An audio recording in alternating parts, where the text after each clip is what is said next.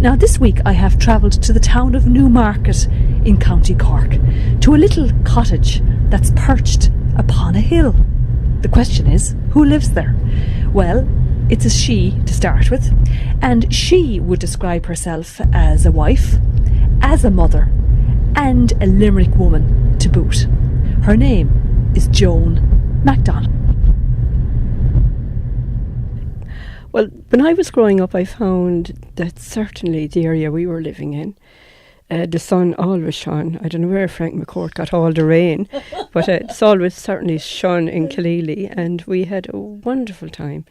There was, I'd say, 50 children just on our street, so we had loads of children to play with, and they were great. And okay, now and again they would be, when they would get mad, they would call you some hurtful names, but on the whole they accepted me, and it was quite good. I loved it. Describe first of all your dad. What type of person was he? My father was what we always refer to him, even as adults, was the boy.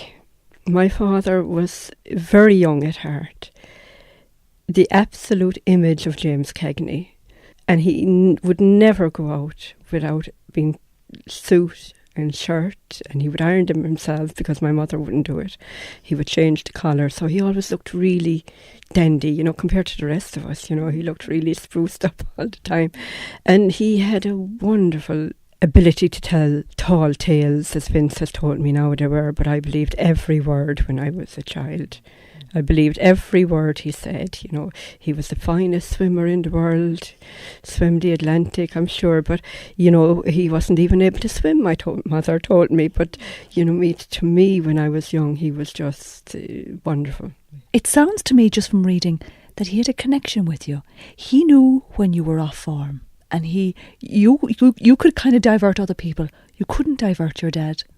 No, I think that even now, looking back, I always felt my father knew me more than the others in the family. He always seemed to know when I was tired. My mother might let me go a little bit more. My father would always know, and I can always remember being about 8.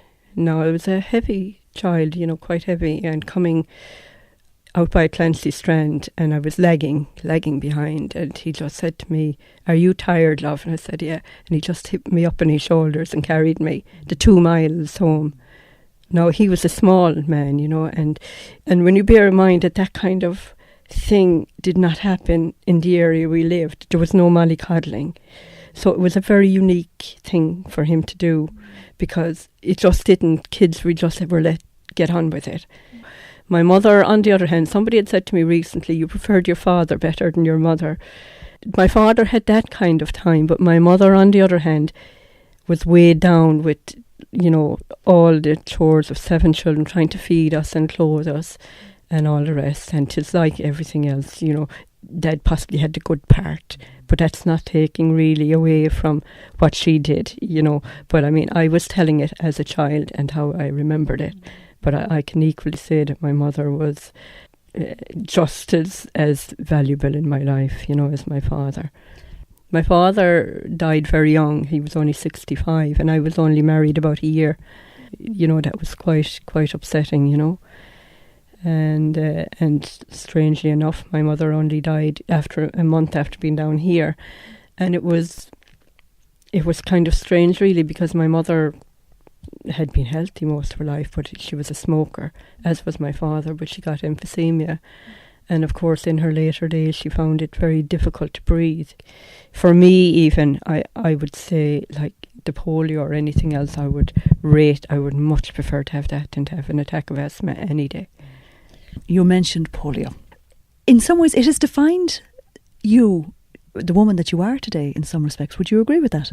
Oh, I would, definitely. I think that if you have something wrong with you as such, then your life is actually, it affects everything you do. It affects the clothes you wear, the shoes you cannot buy. You can't obviously ever be an Olympic runner, and you want to be all the things that you can't be. You know, you want to be. I mean, I wanted to be a ballerina. I wanted to be a fine dancer. I wanted to be everything. I couldn't be. So certainly it defined you. And it defined you in a way that if somebody said, and particularly the parents in a lot of cases, you can't do this, well, hell or high water, that would be done. You know, my mother would call me, would say you were stubborn, but I always prefer to call it determined. I think it's a much nicer word for what I wanted to do, you know. Polio, growing up as a child, now I know you mentioned about sort of wanting to be the same as other kids and to be the same as everybody else and be able to do the same things. Just describe how in some ways it isolated you, because it did for a while. Well, when... as a very young child, particularly when I came from hospital, I thought the world was huge. I was so confined, and I actually remember looking out the window at home and seeing the sky and thinking there's a huge place out there, but feeling trapped because I couldn't go out. Now, I don't know why I couldn't go out, but I guess I wasn't able to walk, and I felt trapped. And then I suppose one of my earlier post-hospital memories would be my first day at school, and of course that was a horrific, an absolutely horrific day in my life, you know.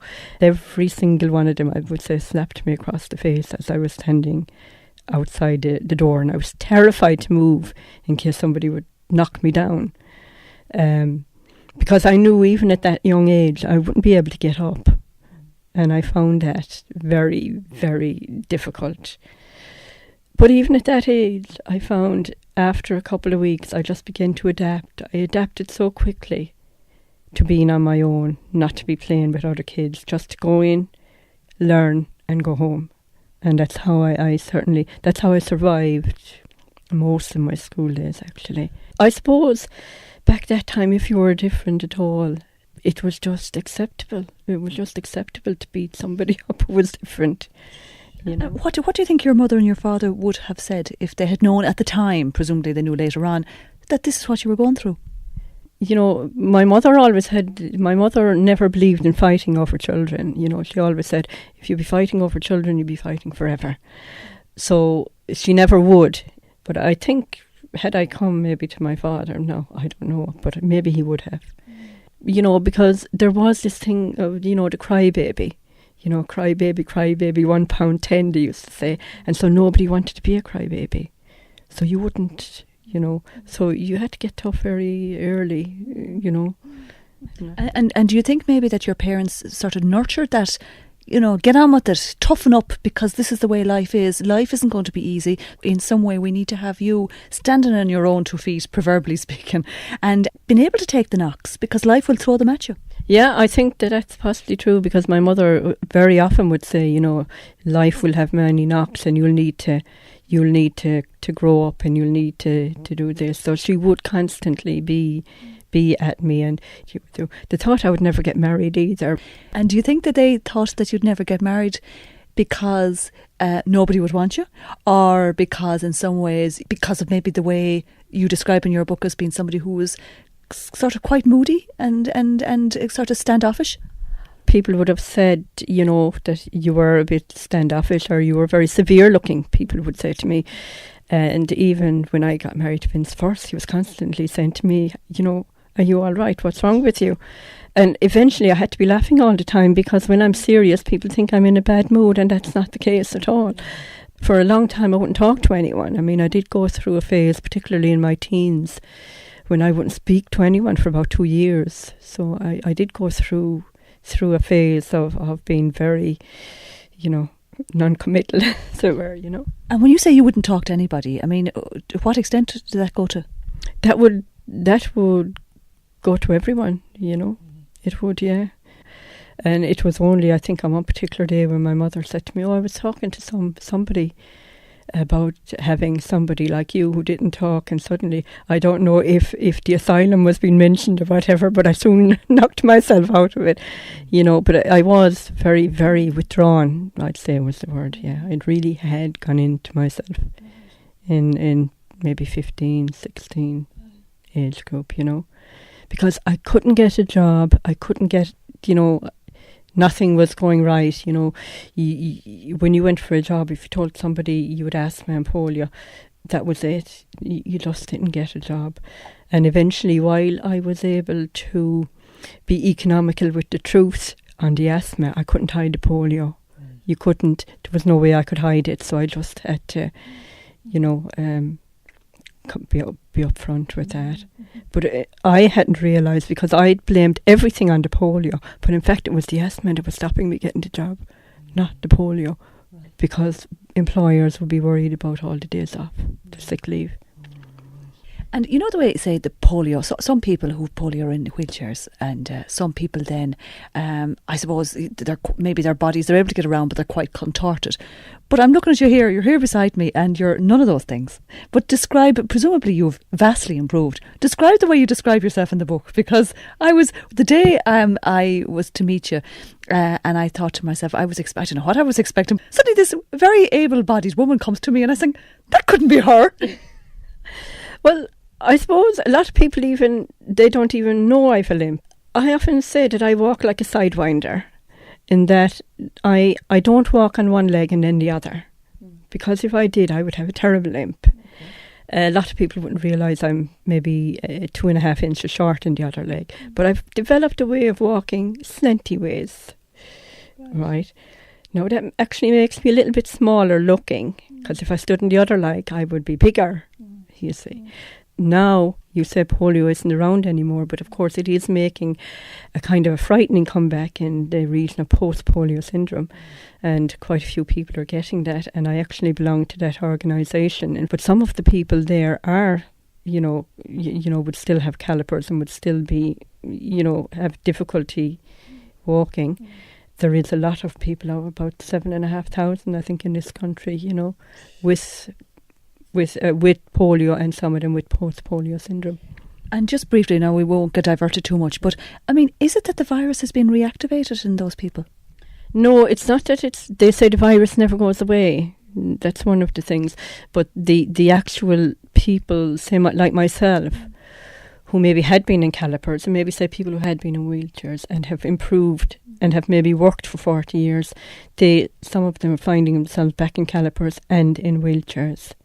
And the other thing, which is a disgrace really as far as I'd be concerned, is that they won't give them a medical card because it's not an ongoing illness. And there's only 7,500, and really, I think they've suffered enough.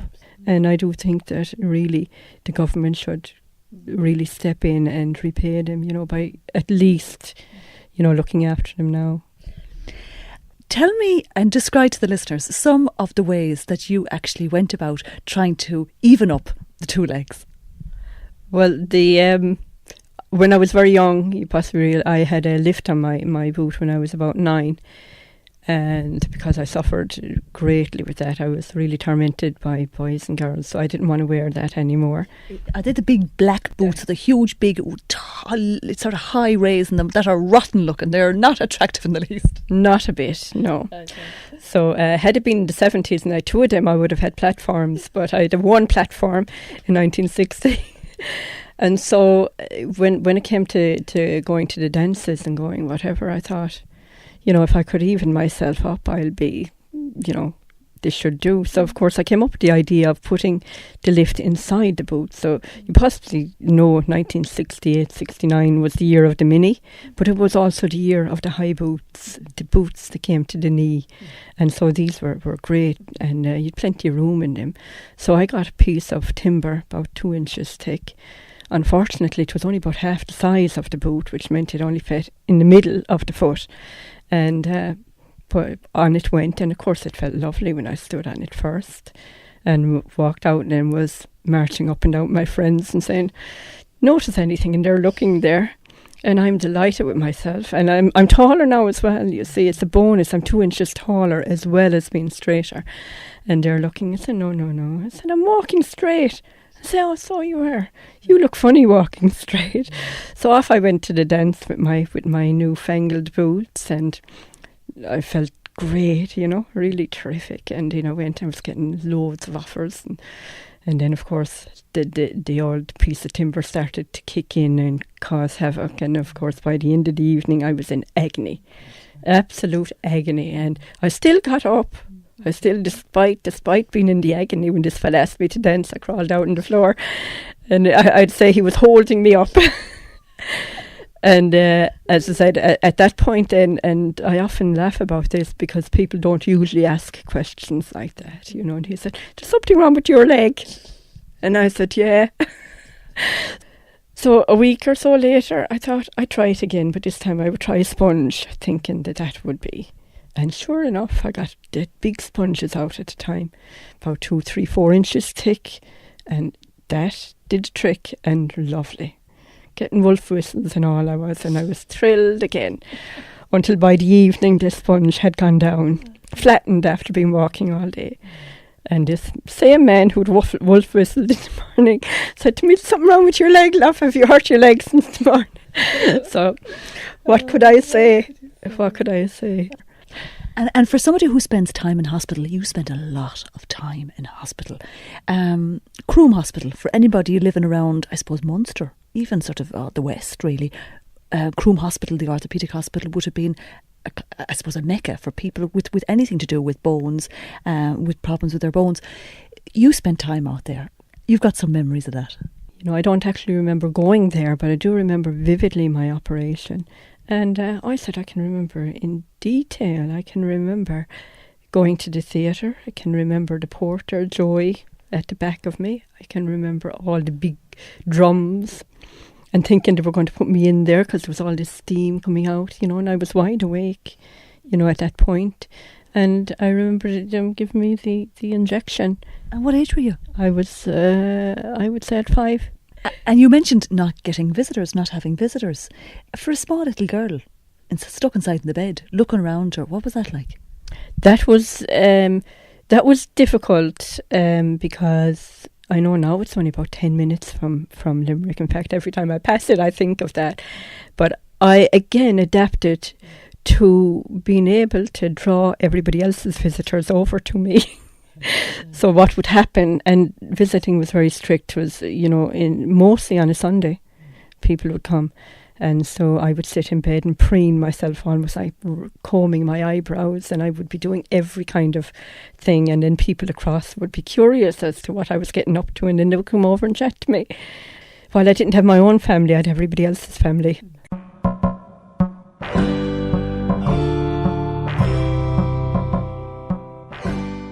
I loved praise. I'm one of these, you see, it was one of the things, you had to praise me. And the teachers knew if they praised me, I'd go to heaven and back for them. But if they said boo, that was it. They wouldn't get another word, or I might even be missing the next day. A pure stubborn, yeah. See, to me, school was for me to go in for the teachers to praise me. It was nothing to do with learning. I know now it was possibly making up for something else, you know. Mm-hmm. Maybe this is even, because my sister would say, "You're always looking for attention." Talk about that. If you're always looking for attention, being the adult that you are now, if you were to reflect on why that is, have you any ideas? Maybe, I think subconsciously, you possibly knew you were away. You knew you were an outsider. You still know that you weren't one of them. And so it was important that at every opportunity, somebody put you on a pedestal to make sure that you were part of it. That's how I interpret it today. And it's rather funny, really, because, you know, say with the family, we still, you know, my brother would say, "Oh, you're always odd," my brother would say to me. And I would say, "Well, Pat, you know, what did I do?" Or to my sisters, "You know, what would I do?" And they would say to me, now even that we are in our 50s, and they would say to me, "Well, you pulled the tablecloth off the table and knocked all the cups off." And I said, "But I was 5 years old then." They still see the child of 5. And I did do that, I will admit, when my mother didn't give me the right cup. But again, you know, people would say that, you know, being in hospital, you're institutionalised. And I would never have believed that. I would say, you know, that's just jargon. That is not so. And it wasn't until I got married that I realised that that was so. And when I got married to Vince, and I was married a couple of weeks, And a friend of his called in, Anyway, this guy went, and Vince said to me, God, you're very rude. He said, this was our first row now. And I said, why? He said, Tom came in there and he sat for a couple of hours and you never offered him a cup of tea. And I said, but Vince, it's not 9:30. In all seriousness, because the meals would be at certain times, and every night I would make the tea at 9:30. But my mother or my father never, ever said anything. And it's still so to the point where if somebody offers me a cup of tea at 2:00 or 7:00 or any out of these hours, it's still a little treat. It's a little treat because it was so regimented. And I didn't know till that moment that I was. And it would be the same. I would have to have my own cup. I would have to do the beds properly. And if they were moved, there would be holy war. So I can see now, looking back, how the other kids were, thinking, what is she doing? Do you know what I mean? That you can't touch any of her things. But you also had been away from home. You were like a stranger in the house. Oh, I was. Yeah, I went away, say, 54. Kathleen was only about 6, if that. And she remembers me going away. So you can imagine if I'd been away for that long. I mean, some of the children weren't even born. Obviously, when you did come back, you had a situation where all the neighbours were coming in. Yes. And they were making a fuss of me. And the others were being left out. And naturally, you had a sibling resentment there, children being what they are, they used it as well because they knew that, when we went to bed, you went to bed like there was no such thing as going up and down. But I could go up and down, you see. And, if visitors came, we were warned, like, you're not to ask for a penny because, like, my mother and father wouldn't have it, but the visitors would give it to you, you see. So when we'd be in bed, they'd say to me, go down and ask for a drink of water, you see. So they used me, but they don't remember that. And so I would go down for the drink of water, because once I got down, and they would take me up in their lap and I'd be there for the night. And the others would be upstairs waiting, So there was that element to it, certainly as a young, fairly young child. So it's like in some ways there was different rules for you, and the other, your siblings, brothers and sisters, knew there was different rules, and maybe in some ways kids, we all want to be treated the same, and when we see somebody being treated differently, we do resent it as kids. Oh yeah, definitely. And I think that there was certain rules regarding me, but I always felt that, if we were in trouble, my father hit us all, regardless. Like if we were arguing among ourselves, he hated it. And so he would get up and we'd all be trounced. Now, I was always the last up the stairs, so I would get it. But then I wouldn't talk to him for weeks. You used silence as a punishment in many respects, and you also, it sounds from the way you described, that you had what they call elective mutism, where you actually decide, I'm not going to talk to anybody, and that is a way of, I suppose, taking your own power as well. When you feel maybe things aren't, that you feel as though you don't have power in situations, you take the little bit of power that you have. But you certainly were, as a woman, who took your own power when it came to the man in your life. Now, tell us the story about how yourself and Vince finally got it together. My sisters and brother, they were all having boyfriends, girlfriends, and I didn't have any. And of course, like everything else, I blamed it on the leg, naturally, because you think, you fellas would be there and they'd think, oh God, she's all right, and then suddenly she's not. And there was only one reason. So I reasonably thought was that. So I thought, well, they were all writing to pen friends at the time. And so I thought, well, maybe if a fella got to know you first, it's harder to get away, isn't it, if you do it that way. So my older sister Kathleen had been writing to a fella in Pakistan, and she'd brought and Celia had written to a fella, I think, in Holland, but he hadn't written back. So Kathleen came along and said to me, this fella would suit you. So myself and Celia were actually fighting about which of us would write to him. And I said, well, you've already written to a fella in Dutchland. And she said, but he hasn't answered. And I said, well, that's beside the point. I'm writing to this fella. And so I did, And so in my first letter, I was straight and to the point about everything, told him the lot, And you don't mince your words, you don't? No, not a bit. No, not a bit. Right down to everything I believed in, everything. I told him what height I was. I possibly didn't tell him what weight I was, because I possibly didn't know. But I certainly told him everything. And I thought he was very wealthy, because, of course, he told me he drove a Ford Escort, and that he had this, so anybody with a car, like where we came from, was just, so we thought, jeepers, he's rich as well, do you know what I mean? I can't remember at what stage the relationship got serious, but it got serious fairly quickly, you know, through the mail, and the letters were then coming, sometimes 2 a day. And then he was coming home in September. In between, he'd sent me a photograph.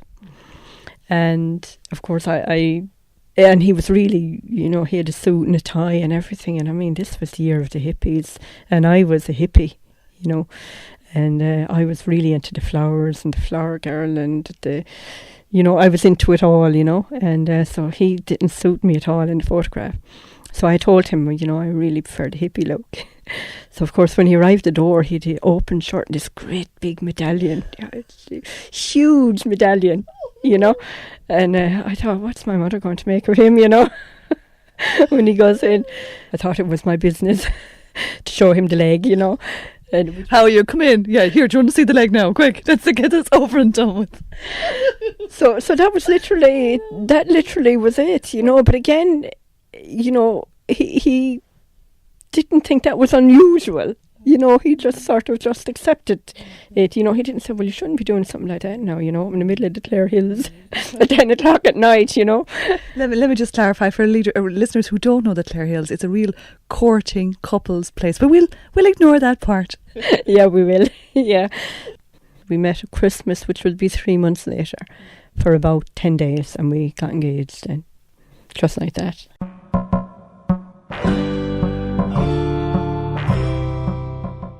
Both of you are writers, yourself and Vince.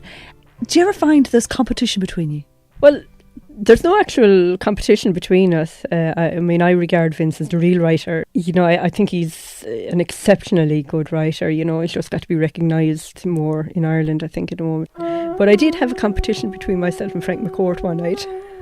Just for the laugh, you know, for the two lads to pick out a piece out of his and a piece out of mine, see who'd get the most laughs. So, okay, who got the most laughs? On the laughter scale, I'd say it was pretty even. There was more sunshine in mine. Do you know what? That's a wonderful line to finish on. There was more sunshine in mine. And it's been absolute shining delight. It really has. And thank you so much for talking to me today. This series is kindly made with the support of Sound and Vision, which is a broadcasting funding scheme initiated by the Broadcasting Commission of Ireland.